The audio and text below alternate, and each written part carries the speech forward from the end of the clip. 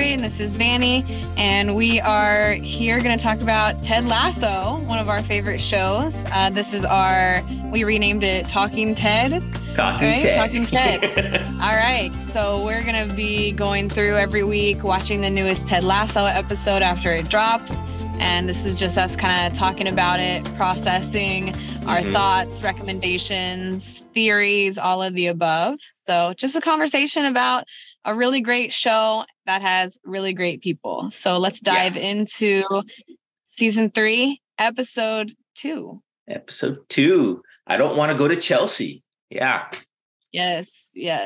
Okay, so you had a theory about the name last week, right? So let's start off with that. Were you right? Okay.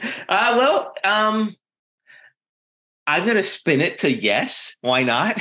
Because, I get what they used as the title as like the main newest character, I guess you would say, ended up not wanting to go to Chelsea. So I guess that was the main impetus for that title. But I think I still like my theory better. They use it off the song from the 90s that I really enjoy. So I'm just going to stick with that. So yes, I was right. Because, every theory is correct to the person creating it. So I think it held up. And I think it works. So we'll call it a dub for you. And I didn't want to go to Chelsea either. I hope, we're here in AFC Richmond Stadium on Nelson Road. So hope you guys like my new background. I thought it was fitting for this podcast. Very fitting. So what did you think of the episode? What were your overall thoughts of it? Oh man, this was my favorite one so far. I think I liked it better than episode 1, but for different reasons. I think a lot of people said they didn't like episode 1 because it started out like pretty heavy. Obviously we talked about it last week. Ted sitting in the airport looking pretty depressed and down. And, that was tough. After almost a 2-year hiatus, you wanted to just get back into season 1, Ted, right?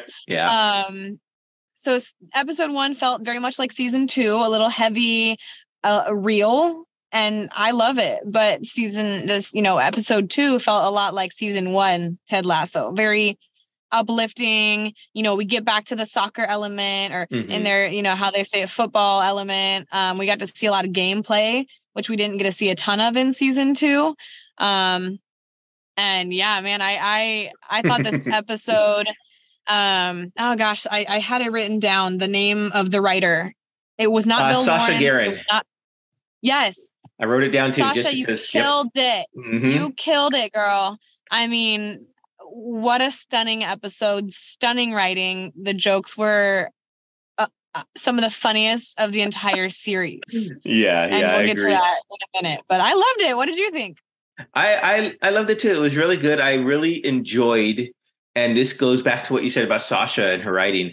I really enjoyed the depth of the character that we're getting from a multitude of characters, from Keely and her inner workings with her PR firm, and with Ted, of course, and also with Roy Kent. And Brett Goldstein just acted the hell out of this in this episode. He was just fantastic. His nuanced facial expressions, just everything just made you want to just, like Jamie Tart did, want to just go give him a hug, to show that you care about him, because it was just so moving and wonderful. It was such a great performance.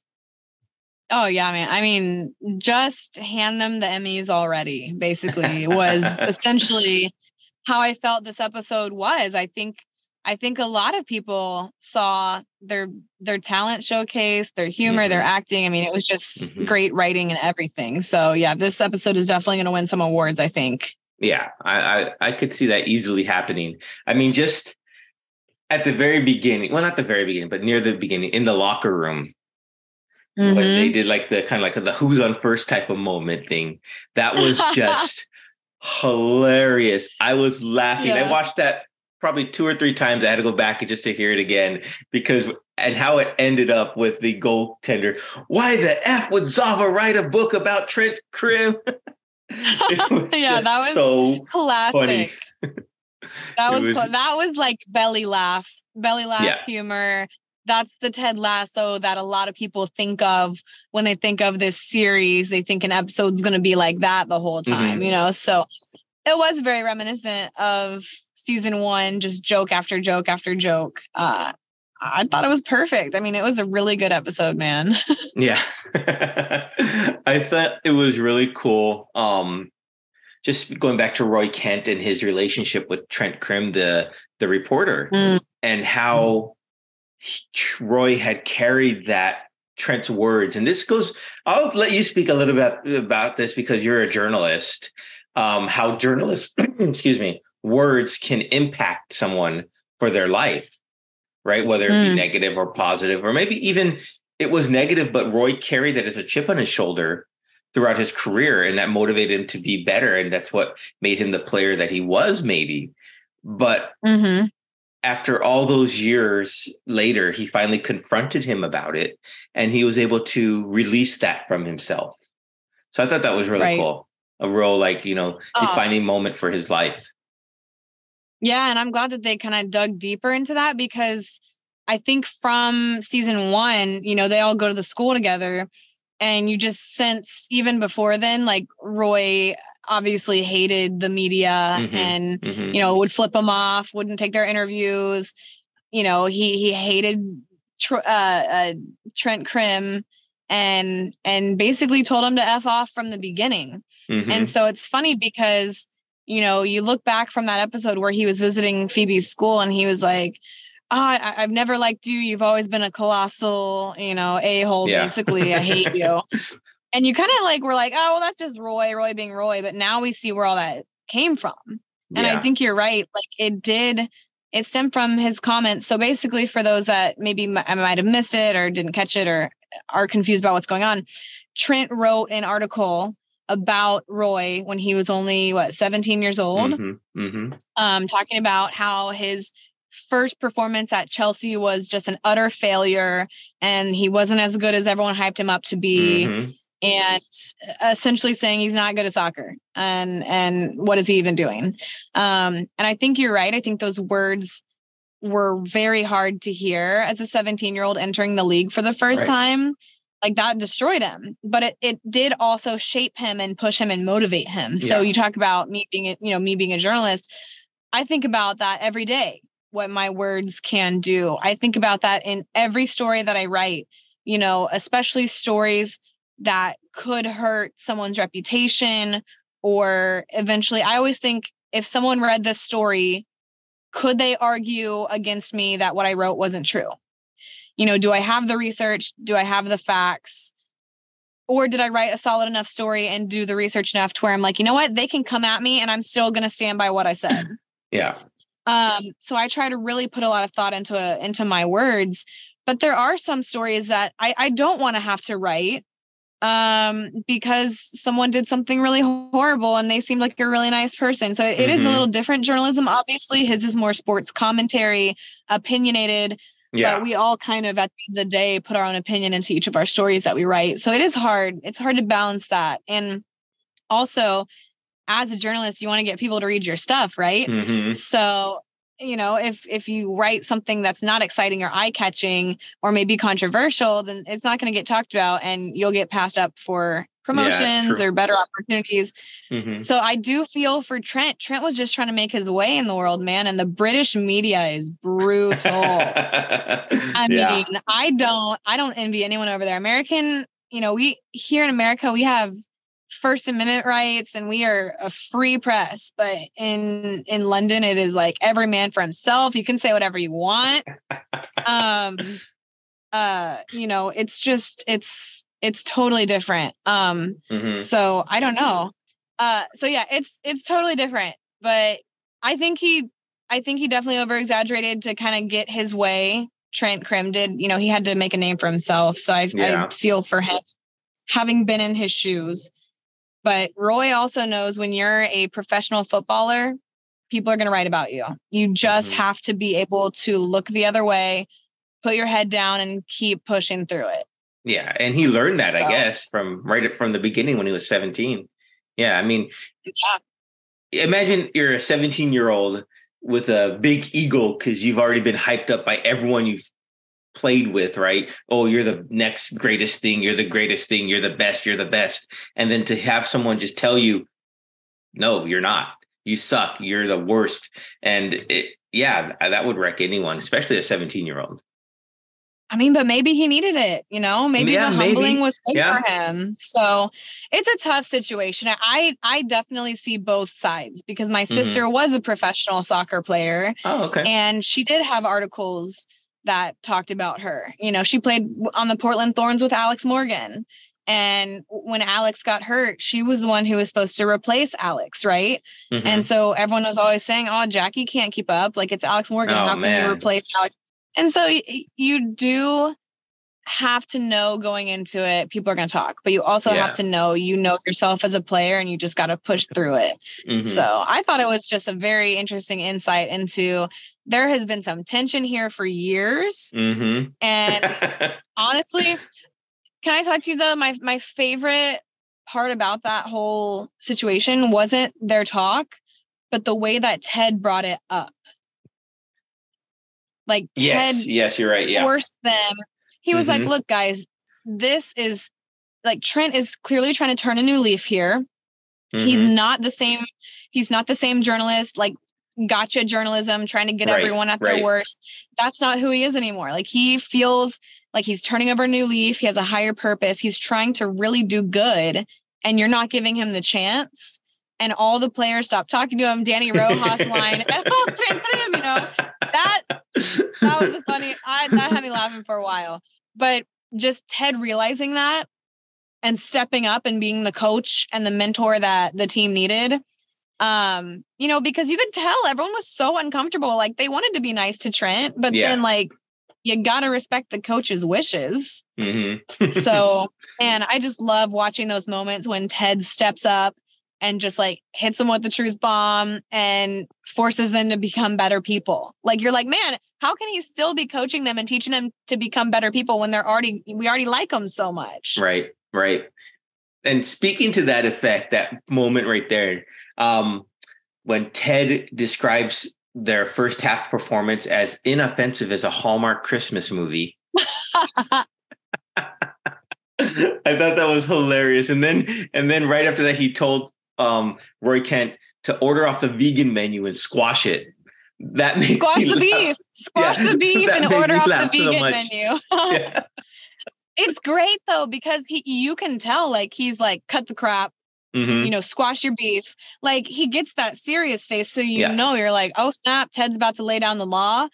But then he's Ted. And so like he does it in such just like a noble, just the higher road kind of guy way to where you don't feel like you're being like scolded. Yeah, exactly. But you just respect the heck out of the guy so much that you're just upset with yourself for disappointing him and letting him down. Like that's the kind of leader I want to run through a wall for. Yeah. And then, and he goes back to being funny. He's like, look, you're not in trouble, just fix it.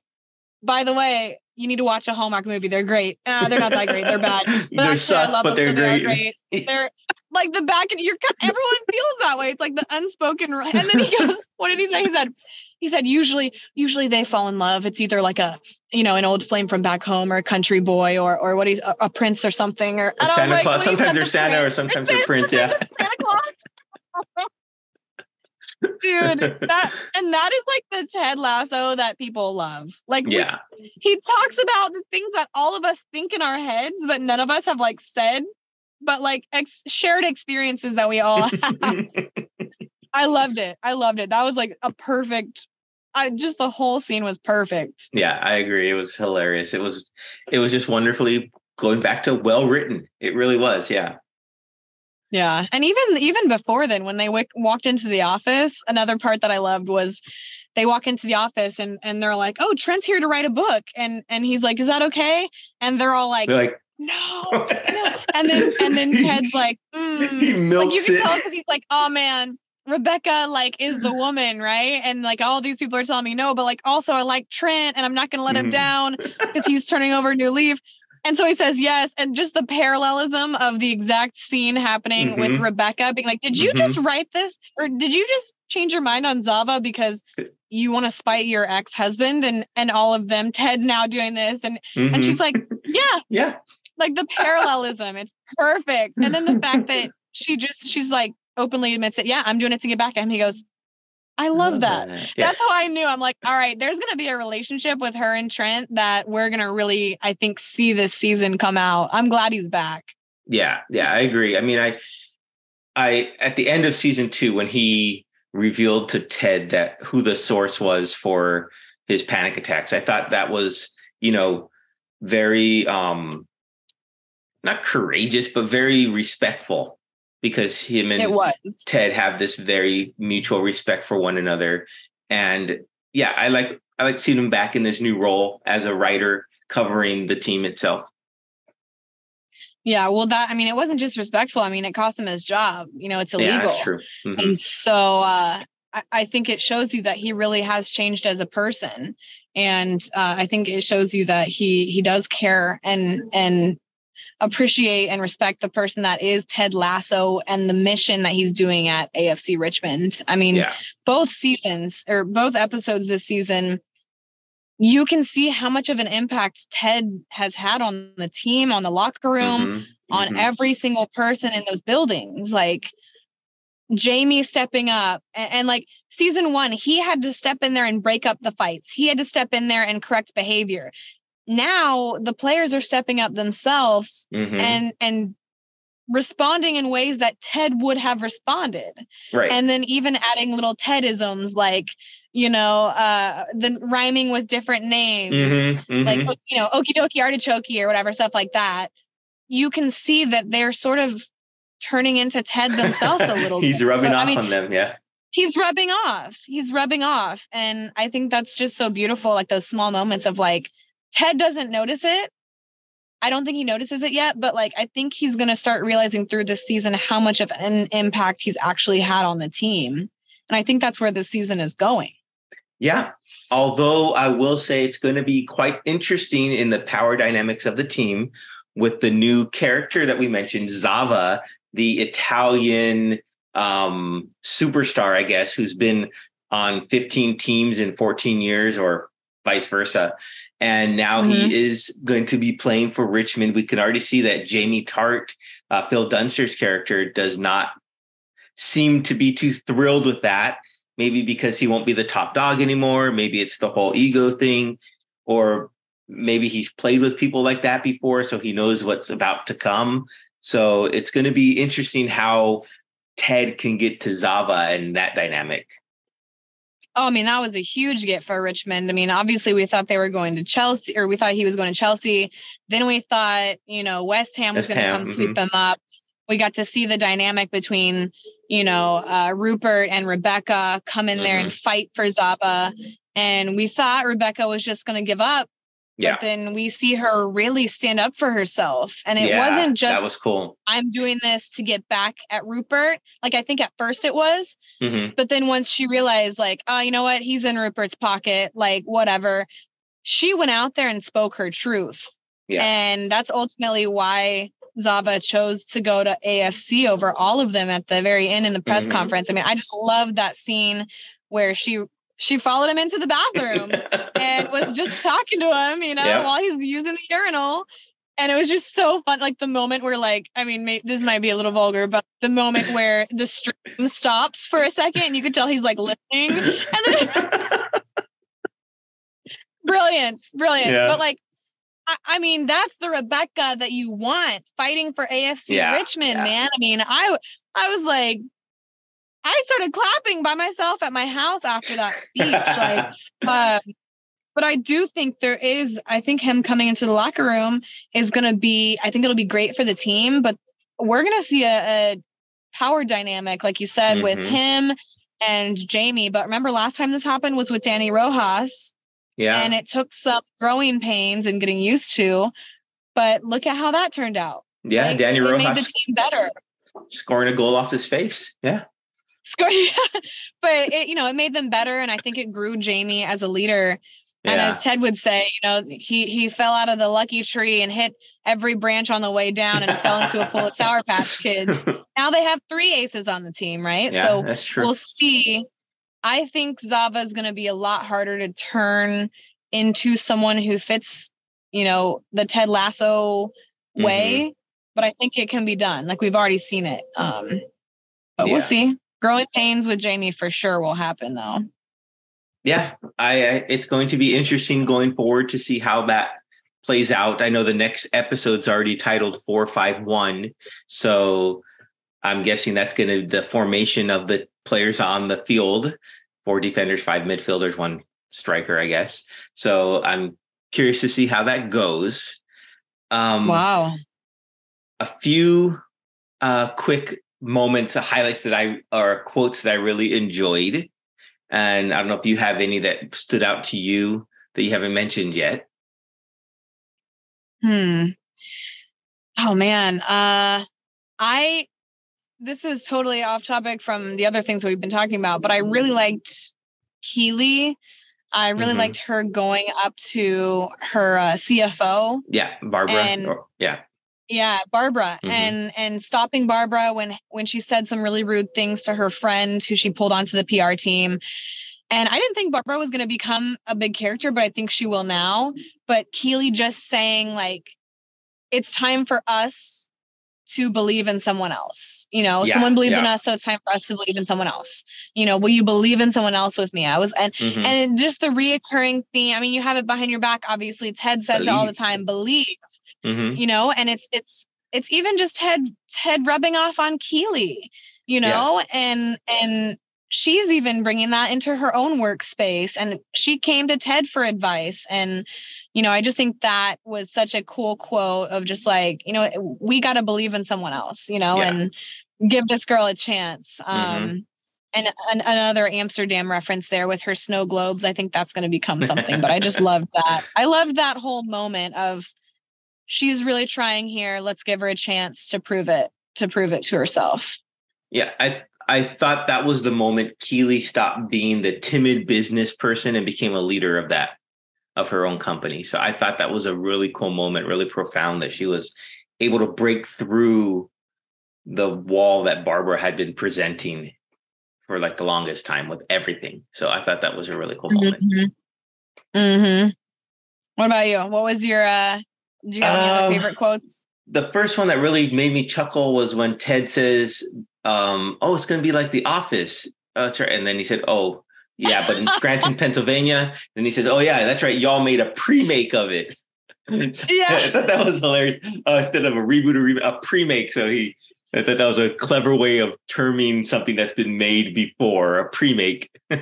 Yes. And that was good. I forgot about that one. The other one that made me laugh a lot was when Danny Rojas said, I haven't been this nervous to play in front of someone since I was in El Chapo's youth league. And I thought that was hilarious. Just knowing, he wore his. That one was so good. And you could have missed that one easily. Like, if you don't know who that is, it's like, oh, brother. Yeah, you could have just, woof, but I was like, El Chapo's youth league. Bro, that one was good. And then one more was the, when oh my gosh,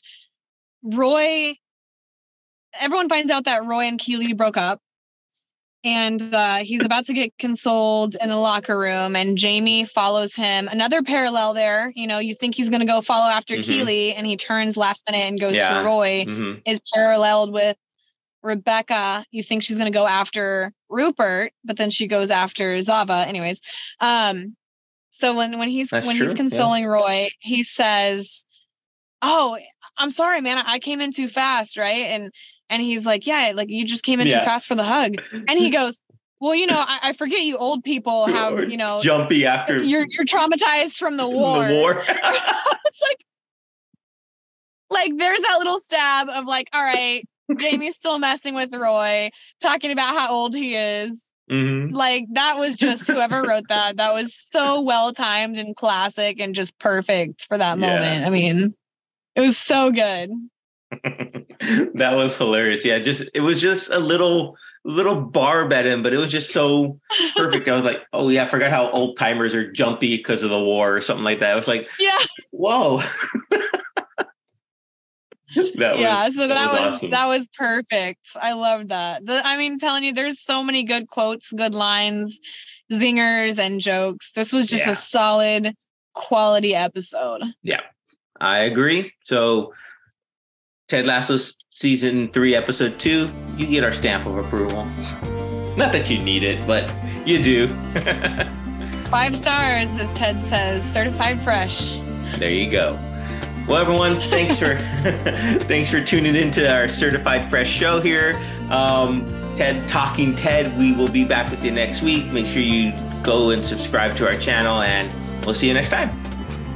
See y'all.